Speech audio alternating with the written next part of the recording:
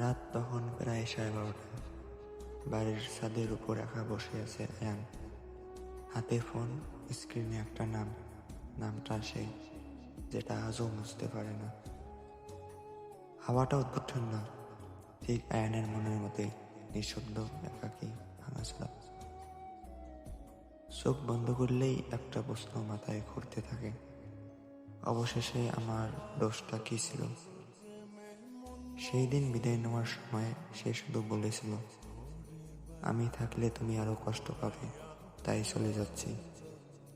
কিন্তু আয়ান তো কষ্ট পাওয়ার জন্য রাখেনি, রেখেছিল বাঁচার জন্য।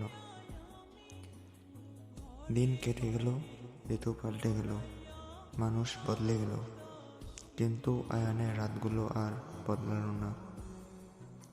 গ্যালারিতে আজও তার একটা ছবি আছে, সেটা মুছতে পারে না, কারণ তার মনে হয় ছবিটা মুছে ফেললে যেন তাকে জিনিসের মতো করে ফেলে দেওয়া হবে।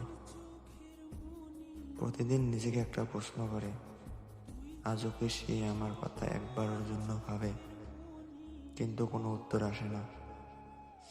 সে চলে গেছে, আর আয়ান বুঝতে পারে না যে চলে যাওয়া মানুষরা সত্যি কি ফিরে আসে। রাত শেষ হয়, সকাল নামে, মানুষ ঘুম থেকে ওঠে, কিন্তু আয়ানের মনটার ঘুম ভাঙে না। তার ভিতরে একটা ছোট্ট ফাঁকা জায়গা রয়ে গেছে, যেখানে আজও সেই থাকে, যে আর কখনো ফিরে আসবে না। সবাইকে হাসি মুখে বলে, আমি ভালো আছি।